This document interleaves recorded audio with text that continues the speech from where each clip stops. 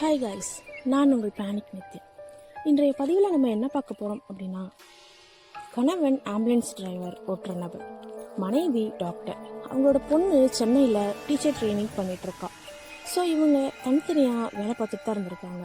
நல்லா போயிட்டு இருந்த இவங்க குடும்பத்தில் திடீர்னு ஒரு சில நபர் வர்றதுனால அவங்களுக்குள்ள சண்டைகள் வருது. ஸோ இப்படி சண்டைகள் வந்தாலும் இந்த நபர், அதாவது இந்த ஆம்புலன்ஸ் டிரைவர் குமார், தன்னோட மனைவியை விட்டு கொடுக்காம நல்லா தான் பார்த்துட்டு இருந்திருக்காரு. தன்னோட பொண்ணுக்கும் வேணுன்ற இதெல்லாம் பண்ணிட்டு தான் இருந்திருக்காரு. மேலும் மேலும் அவங்க பொண்ணை படிக்க வச்சுருக்காங்க. அவங்க மனைவி டாக்டராக இருந்தனால அவங்கள மதிக்கலை. இவங்களோ கிட்டத்தட்ட 10 வருஷத்துக்கிட்ட லவ் பண்ணி தான் மேரேஜ் பண்ணியிருக்காங்க. ஸோ அவங்க வீட்டில் எல்லாரும் எதிர்த்து தான் கல்யாணமும் பண்ணியிருக்காங்க. அப்படி இருந்த காலகட்டத்தில் சுவாத்தியை இவர் தான் ஒரு கட்டத்துக்கு மேலே படிக்க வச்சுருக்காரு. படிக்க வச்சு டாக்டர் வேலையும் வாங்கி கொடுத்துருக்காரு. அவர் ஆம்புலன்ஸ் ஓட்டின அதே ஹாஸ்பிட்டலில்.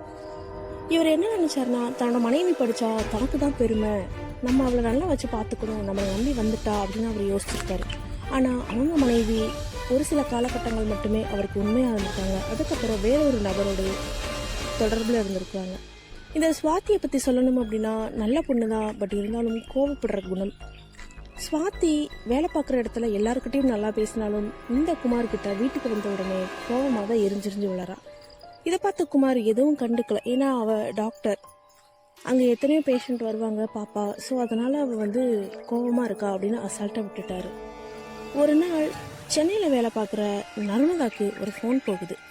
என்ன ஃபோன் கால்னு பார்த்தா, உன்னோட அப்பா இறந்து போயிட்டாரு, நீ கிளம்பி வாமா அப்படின்னு ஃபோன் கால் போகுது. அந்த பொண்ணும் பதறிட்டு அங்கேருந்து கிளம்பி வீட்டுக்கு வர்றா. வீட்டுக்கு வந்து பார்த்தா அவளோட அப்பா குமார் நெஞ்சு வலி இறந்து போயிட்டார், அதாவது ஹார்ட் அட்டாக்.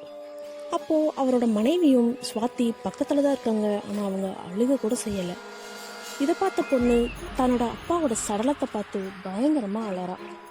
அவளுக்கு இருந்த ஒரே ஆறுதல் இவங்க அப்பா மட்டும்தான். இப்போ அவருமே இறந்து போயிட்டாருன்றனால அவள் மனசு ரொம்ப முடியாமல் அழுக ஆரம்பிச்சிட்டா பயங்கரமாக. ஆனால் சுவாத்தியோ இவளை பார்த்து முறைச்சிட்டே இருக்காங்க. ஏன்னா சுவாத்திக்கும் இந்த பொண்ணு நர்மதாக்கும் ஆகாது. 2 பேருமே சண்டை போட்டுகிட்டே இருப்பாங்க. நர்மதாக்கு அவங்க அப்பானா தான் உயிர். ஸோ ஈமச்சடங்குகள் எல்லாத்தையும் முடிச்சுட்டு நர்மதா வீட்டில் இருக்கக்குள்ள ஒரு நபர் நைட்டில் வர ஆரம்பிக்கிறார். கிட்டத்தட்ட அவங்க அப்பா இறந்து 1 வார காலமாக வந்த உறவினர்கள்லாம் போயிட்டாங்க. அதற்கு பின்பு தான் இரவு நேரங்களில் இந்த நபர் வர ஆரம்பிச்சிருக்காரு. இதை பார்த்த நர்மதாக்கு சுத்தமாக பிடிக்கல. என்னோட அப்பா இருந்து 1 வாரம் தான் ஆகுது, அதுக்குள்ளார நீங்கள் இப்படி வர வைக்கிறது நல்லாவா இருக்கு உங்களுக்கு அப்படின்னு அவங்க அம்மா சுவாத்தி கிட்ட கேள்வி எழுப்புறாங்க. ஆனால் சுவாத்தி அந்த நபரை வர சொன்னது நர்மதாக்கு தெரியாம தான். அவனோட கெட்ட நேரமோ என்னமோ நர்மதா அவனை பார்த்துட்டா. ஸோ நர்மதா மேலும் மனசுடைஞ்சு போயிட்டா. அதனால நர்மதா அந்நேரத்துக்கு எழுந்து தன்னோட அப்பாவை அடக்கம் பண்ண கல்லறைக்கு போய் அழுகுறா. அங்கே போயிட்டு, நீங்கள் இருந்த வரையிலும் எனக்கு பாதுகாப்பு இருந்துச்சு, நீங்கள் இருந்த வரையிலும் நான் நிம்மதியாக படிச்சுட்டு இருந்தேன், நீங்கள் இல்லாதனால என்னோடய வாழ்க்கையே இப்போ கேள்விக்குறியாக இரும்போல் இருக்குப்பா அப்படின்னு ஒவ்வொன்று அழுகிறா. அப்படியே அந்த புள்ள அழுது அங்கேயே மயங்கி விழுந்துட்டா. கிட்டத்தட்ட இவ 8:30 போன பொண்ணு 11:30 மேலே தான் அவன் வீட்டுக்கே வர ஆரம்பிச்சிருக்கான். அப்போது யாரோ இவளை தட்டி எழுப்புனது போல தான் இருந்திருக்கு. எழுந்து தன்னோட வீட்டை நோக்கி நடந்து வந்துட்டா. அன்றைய நாள்ல இருந்து தான் நர்மதாவோட கனவுல அவங்க அப்பா பேச ஆரம்பிக்கிறாரு. அப்படி அவர் என்ன அப்பாவோட கல்லறைக்கு போய் என்ன ஏதுன்னு கேட்கலாம் அப்படின்னு கிளம்பி நேராக அவங்க அப்பா கல்லறைக்கு போகிறா. அங்கே போய் அவங்க அப்பா கல்லறை முன்னாடி நின்று ஒரு விஷயத்த கேட்குறா. அப்பா, நீங்கள் ஏதோ என்கிட்ட சொல்ல வரீங்கன்னு எனக்கு தெரியுது, பட் அது என்னன்னு எனக்கு தெளிவாக இன்னும் புரியலைங்கப்பா, நீங்கள் எதா இருந்தாலும் தெளிவாக சொல்லுங்கப்பா அப்படின்னு சொல்லி வேண்டிட்டு அந்த இடத்துலேருந்து கிளம்பி வீட்டுக்கு போயிடுறா. வீட்டுக்கு போன பெண்மணி சாப்பிட்டுட்டு நைட்டு இரவில் படுத்து தூங்குறாங்க. தூங்கும் பொழுது மறுபடியும் அந்த கனவு வருது. அந்த கனவில் அன்றைய நாள் அவங்க அப்பா வாய் விட்டே பேசுகிறாரு.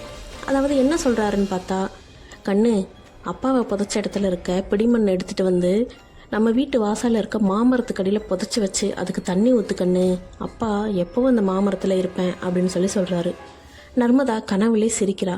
சரிங்கப்பா அப்படின்னு. மறுநாள் விடிஞ்சதும் நர்மதா எதுவுமே யோசிக்காமல் எந்த வேலையும் பண்ணாமல் எழுந்த உடனே அவங்க அப்பா கல்லறைக்கு போயிட்டு அங்கேருந்து மண் எடுத்துகிட்டு வந்து அந்த மாமரத்துக்கு அடியில் போட்டு புதைச்சிட்டு தண்ணி ஊற்றிடுறா.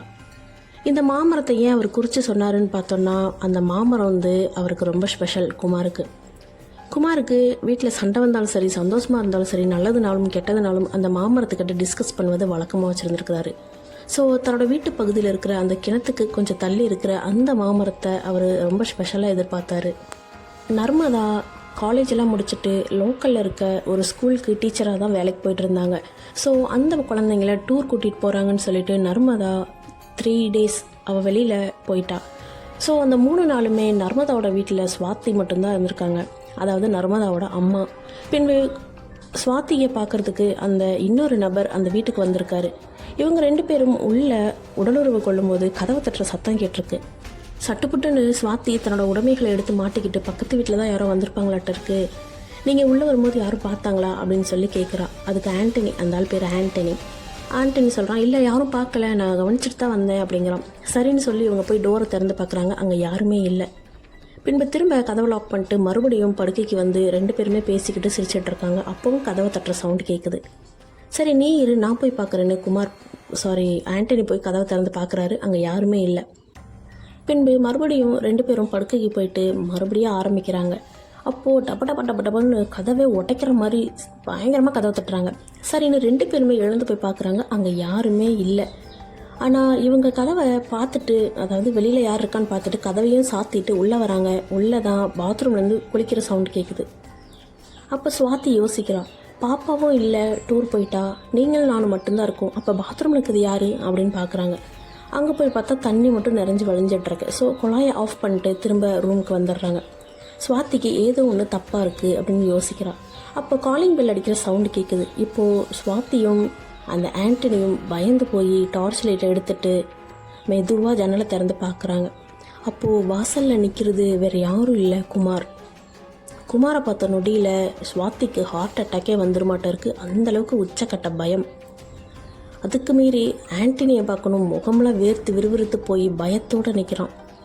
குமார் இப்படி இங்கே வந்தான், அவனை தான் நம்ம ஏதேதோ சடங்குகள் பண்ணி கட்டி வச்சிட்டோமே அப்படின்னு யோசிக்கிறான். அதற்கு பின்பு அன்றைய நாள் விடியட்டும்னு சொல்லிட்டு வெயிட் பண்ணியிருந்து அந்த இடத்துலேருந்து ஆண்டனி தப்பிச்சு போயிட்டான். தப்பிச்சு போன ஆண்டனி ஒரு மாந்திரிகவாதியை பார்த்து கேட்குறான், ஏற்கனவே குமார் அந்த வீட்டுக்கு வரக்கூடாதுன்னு சொல்லி நம்ம கட்டு மறித்து தானே வச்சுருந்தோம், இப்போ எப்படி குமார் இந்த வீட்டுக்கு வந்தாருன்னு எனக்கு தெரியலை, நீ என்ன மந்திரத்தை போட்ட அப்படி இப்படின்னு சண்டை போடுறாரு, என்கிட்ட காசை வாங்கிட்டு ஏமாத்துறியா அப்படின்னு சண்டை போடுறாரு. அப்போது அந்த நபர் என்ன சொல்கிறாருன்னா, இரு நான் பூஜையில் பார்த்துட்டு சொல்கிறேன் அப்படின்னு பூஜையை போட்டு பார்க்குறாரு. அந்த பூஜையில் அவருக்கு என்ன காட்டுதுன்னா, ஒரு பொண்ணு பிடிமண் எடுத்துகிட்டு வந்து அந்த மாமரத்துக்கிட்ட புதைச்சி வச்சு தண்ணி ஊற்றுற மாதிரி தான் காட்டுது. ஸோ இந்த மாதிரி யாரோ பண்ணியிருக்காங்க, அந்த மாமரத்தை வெட்டணும் அப்படின்னு சொல்லி சொல்கிறாங்க. இன்னொன்று, இந்த பொண்ணோட கூடவே அந்த ஆன்மா அலையுது. ஸோ அந்த பொண்ணுக்கு நீங்கள் தொந்தரவு எதுவும் பண்ணீங்கன்னா கண்டிப்பாக உங்களை முடிச்சு கட்டிடும் அப்படின்னு சொல்கிறாங்க. மறுநாள் நர்மதாவோட அம்மா அந்த மாமரத்தை வெட்டிடலான்னு முடிவு பண்ணி ஆளுங்களை வர சொல்லியிருக்காங்க. பட் அந்த மாமரத்துக்கிட்ட கூட யாருனாலையும் போக முடியலை, ஏன்னா அந்த மாமரத்துக்குள்ளே தான் குமாரோட ஆன்மாவே நிறைஞ்சிருக்கு. ஸோ இதனால் அந்த மாமரத்தை வெட்டும் போதும் ஸ்வாதியை நர்மதா பயங்கரமாக கண்டமேனு சத்தம் போடுறா. ஏன் உங்களுக்கு என்னாச்சு, பைத்தியமா, இவ்வளோ பெரிய மரத்தை வெட்டுன்னு சொல்கிறீங்களே அப்படி இப்படின்னு சண்டை போடுறா. இது ஒன்று தான் என்னோடய அப்பா ஞாபகமாக இருக்குது, தயவு செஞ்சு விட்டுட்டு போயிருங்க அப்படின்னு சண்டை போடுறா ஸ்வாதி கூட நர்மதா. அதற்கு பின்பு சரி அப்பாவே இழந்துட்டா, இந்த மரம் தான் அவங்க அப்பா ஞாபகமாக இருக்குது, ஸோ இருந்துட்டு போட்டோம் அப்படின்னு ஸ்வாதி விட்டுட்டாங்க. ஆனால் ஸ்வாதிக்கே தெரியாமல் ஆண்டனி ஸ்வாதியோட கணவரான குமாரோட ஆன்மாவை அடைச்சி வச்சுருக்கிறாங்க கல்லறையிலே. அது ஸ்வாதிக்குமே தெரியாது. ஏன்னா இவங்க இருவரும், அதாவது ஸ்வாதியும் ஆண்டனியும் ஏற்கனவே ஒரு நாள் இரவில் அவங்க உடலுறவு கொள்ளும்போது பார்த்துட்டாரு குமார். ஸோ பார்த்தனால தான் அன்றைய நாள் இரவு குமாருக்கு ஹார்ட் அட்டாக் வந்து அவர் இறந்தும் போயிட்டார். அதற்கு பின்பு ஒரு 2-3 நாட்கள் விட்டு ஆண்டனியை போய் குமாரோட ஆன்மா ரொம்ப தொந்தரவு பண்ணியிருக்கு. ஒன்றால் தான் என் குடும்பம் கெட்டு போச்சு அப்படி இப்படின்னு பயமுறுத்திருக்கு. இறந்ததற்கு பின்பு பயந்து போன ஆண்டனி நம்ம ஸ்வாதி கூட பழகிறது கண்டிப்பாக இந்த ஆன்மாவுக்கு தெரிஞ்சிருக்கு, அதனால தான் இந்த ஆன்மா நம்மளை தொந்தரவு பண்ணுது. இதுக்கு ஒரே வழி என்னென்னா இந்த ஆன்மாவை அதோட கல்லறையிலே கட்டுப்படுத்தி வைக்கிறது தான் அப்படின்னு சொல்லி தான் ஸ்வாதிக்கு தெரியாமல் குமாரோட ஆன்மாவை அவரோட கல்லறையிலேயே அடைச்சி வச்சிருக்கலாம். அதற்கு பின்பு தான் அவரோட தொல்லைகள் இந்த ஆண்டனிக்கு இல்லாமல் போயிடுச்சு. பின்பு நர்மதாவோட கனவுல வந்து சொல்லி அந்த மண்ணை எடுத்துகிட்டு வந்து மாமரத்துக்கடியில் புதைச்சதுக்கு பின்பு மறுபடியும் ஆண்டனியை தொந்தரவு பண்ண ஆரம்பிச்சிட்டாரு குமார். அதற்கு பின்பு தான் இப்போ போய் மாந்திரிகவாதியை பார்த்து பேசி என்ன ஏதுன்னு பார்த்துட்டு வந்தாங்க. அவங்க தான் இந்த மாமரத்தை வெட்டியே ஆகணும்னு சொன்னாங்க. பட் நர்மதா தடுத்துட்டா. ஸோ இப்படி இருக்க காலகட்டத்தில் அன்றைய நாள் இரவு மறுபடியும் ஆண்டனி ஸ்வாதியை பார்க்க அந்த வீட்டுக்கு வராரு. அன்றைய நாள் ஸ்வாதி ரூமுக்கு போகிறதுக்கு பதிலாக இந்த ஆண்டனி நர்மதாவோட ரூமுக்கு போயிட்டான். ஸோ நர்மதா அலறி அடித்து எழுந்து பயத்தோடு அந்த ரூமை விட்டு வெளியே ஓடி வந்துட்டான். ஸ்வாதி சத்தம் கேட்டு வேகமாக போயிட்டு என் பொண்ணு வீட்டில் இருக்கான்னு தெரியும்ல, ஏன் இந்த ரூம் தான் என்னோடய ரூம்னு உனக்கு தெரியாதா, அவளோட ரூமுக்கு நீ ஏன் போன அப்படின்னு சொல்லி சும்மா நார்மலாக பேசிட்டு அவரை அவங்களோட ரூமுக்கு கூட்டிகிட்டு போயிட்டாங்க. பட் நர்மதாவுக்கு மனசு கேட்கல. அப்பா இருந்த வரையும் தான் நமக்கு பாதுகாப்பு, இப்போ அப்பாவும் இல்லை, நம்ம என்ன பண்ணுறது அப்படின்னு ஒவ்வொன்றும் அழுகிறான். சரின்னு சொல்லி அப்பாவோட ஞாபகமாக அந்த மண் எடுத்துகிட்டு வந்து மாமரத்துக்கடியில் புதைச்சிருக்கான். ஸோ கல்லறை தோட்டத்துக்கு போகாமல் அவள் அந்த மாமரத்துக்கிட்டேயே நின்று அழுகிறாள்.